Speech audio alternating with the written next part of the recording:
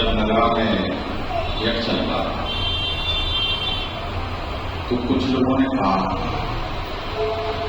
Uncle, हमने कहा आज 5 क्यों नहीं आते? चले अंकल, हम इसलिए नहीं आते कि आप लोग कहते हो 5 बजे यज्ञ समाप्त हो जाएगा, उसके बाद आप खींचते रहते उसको 6 बजे तक। तो हमारे जो प्रोग्राम और कहीं के होते हैं, सेट कहीं जाना होता पढ़ने के लिए काम पे, तो सब कुछ हो जाते, इसलिए वहां जाओ नहीं। जब तक हम समय की पंक्चुअलिटी पर ध्यान नहीं देंगे,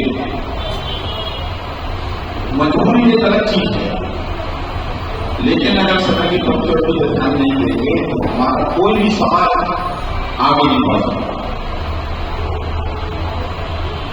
आज जब मैं घर से चला तो मैं एक चिंतन कर रहा था, यहां अच्छी खासी संख्या में लोग हैं, लेकिन वही लोग हैं जो हर समाज में रुचि रखते हैं।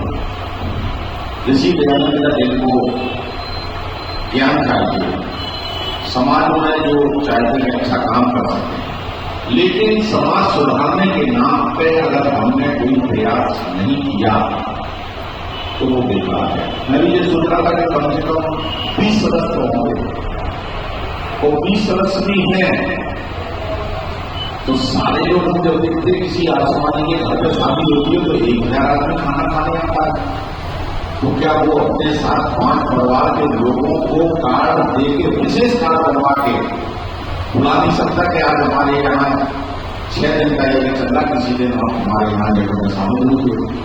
लेकिन हमारा प्रयास उस तरफ है नहीं, बिल्कुल नहीं है। नई पीढ़ी की बात आई थी, हम तो ये कह रहे हैं हमारी पुरानी पीढ़ी की चाहे मंदिरों का गीताओं का जगदीश हों, वो भी चर्चे हो गए। ये कम से कम आज जिंदा है, आज समाज को जिंदा किए हैं। अगर अचानक कहीं भूकंप आ गया और ये सब चले गए तो उसके बाद क्या होगा? आज के कार्यक्रम में हमारे आचार्य जी, मंत्री जी, प्रधान जी, सभी सम्मानित आदरणीय, 2 बच्चों के बारे में बात आई थी, और भी बच्चे हैं, जैसे कि अभी उन्होंने बताया सुनीति है, ऐसे और भी बच्चे हैं जिनको हम आगे नहीं ला पा रहे। तो वो लड़का जिसके बारे में बात कर रहे सब, जिसके अभी प्रधान जी बता रहे थे और तिवारी जी कह रहे थे कि 15 साल से आज समाज से जुड़ा है। आज हमको शर्मिंदगी हो रही है, हमको 50 साल से जुड़े और हम उसके बराबर नहीं कर पाए। इसका मतलब हमारे अंदर त्याग नहीं है, हमारे अंदर तपस्या नहीं है, हमारे अंदर विश्वास भावना नहीं है। और जब तक ये पैदा नहीं होगी कोई भी चीज आगे बढ़ नहीं सकती। ज्यादा समय नहीं होगा, वैसे तैयारी दिमाग में कुछ बनी थी। हमारे आगे जनाब ने पूछ रहे थे कि आज कौन सा महीना है, तो मैंने कहा राम का जन्म है, राम भी थोड़ा बहुत बोलेंगे, तो बहुत सरलता पर बोलता हूँ। मर्यादा वैसे भी उन्होंने कहा बचन के लिए है, और मर्यादा क्यों करें? तो मैं तीसरे से ये प्रसंग उठाता हूं कि जब रामचंद्र जी का सुबह राष्ट्र होना था और रात में माता कैकेयी ने कहा कि हमारे 2 वचन हैं वो हमें आज चाहिए हैं, तो देखिए वचन के प्रति पद देते उन्होंने कहा बोलो, चले राम को दे दो वनवास पहला, और दूसरा भरत को जो गद्दी चूंकि वचन से बंधे हुए के घोषणा कर दी गई। लक्ष्मण राम भरत शत्रुघ्न जब ये बढ़ने गए थे, विश्वामित्र ले गए थे, उन्होंने कसम खाई थी कि कोई भी अत्याचार अनाचार होगा मैं बर्दाश्त नहीं करूंगा। ये गांधी मेरे तीर और धनुष है, धनुष्मान में उसको समाप्त कर दूंगा।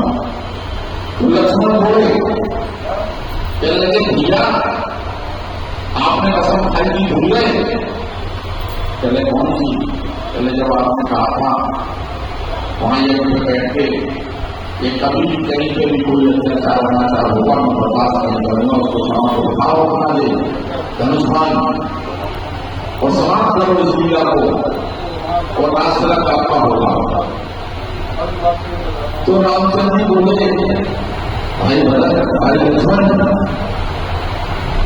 क्या मैं उस पिता को मार दूं जिसने युद्ध में मां को बदल दिया और मारा,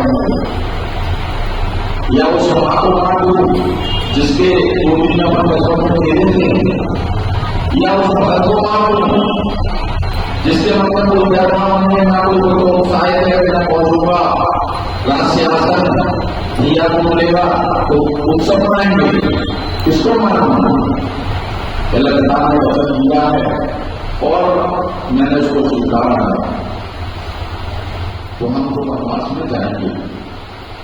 तो जब अपने वो पिता से मिले गए तो पिता ने भी कहा, राम तुम सबसे वरिष्ठ हो, सेनापति हो, तुम मुझे जेल में डाल दो, मेरा वचन पूरा हो गया, मैंने अपने वचन दे दिए और तुम्हारा राजगर्भ हो जाएगा, और तुम अपना सवेरे तो उन्होंने मना कर दिया।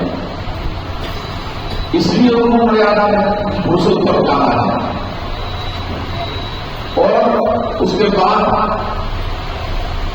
जब हम बंद हो गए और उसके आगे की कहानी अपने सुनाओं ने बहुत कुछ था बीच में सड़क में, लेकिन जब वो लौट के आए, यदि उनसे वो अपने पिता को मार देते, बलवत्ता कर लेते, भाई को मार देते या कुछ और करते तो वो राजा राम उस समय के कहलाते। आज मर्यादा पुरुषोत्तम आज पूरे भारतवर्ष में और भारत के बाहर भी उनकी पूजा हो गई राजा राम के रूप में। तो जो उन्होंने काम किए उसमें कहीं उनका स्वार्थ नहीं था। उन्होंने बल्कि कई से और अपने उनसे आपने तो मुझे वन का राज दिया, ये तो एक छोटा राज था, जिसको आपने मुझे राज दिया वो बहुत बड़ा राज है और वहां जाके मैं करूंगा। और जब सीता हरण हुआ और किस तरीके से उन्होंने बाली का वध किया, बाली का वध और 2 मिनट बोलूंगा मैं कि बाली और सुग्रीव दोनों उनके भक्त थे और दोनों उनके मित्र थे, उनके कोई युद्ध होता था आदि आ जाता। तो जब उसने सुग्रीव के संग युद्ध किया तो राम ने उसको छुपकर मारा, और केवल इसलिए छुपके मारा कि जिस ईश्वर ने उसको वरदान दिया था कि जब भी तुम कहीं किसी से युद्ध करोगे तो आदि ताकत तुम्हारे अंदर आ जाएगी, तो उनका काम भी नहीं हुआ। और मारा इसलिए जब बाली ने कहा कि मैं तो आपका मित्र था और मैं आपकी ज्यादा मदद कर सकता था, राम को तो मैं ऐसे उठाना था और आपने मुझको मार दिया और इसकी रक्षा की।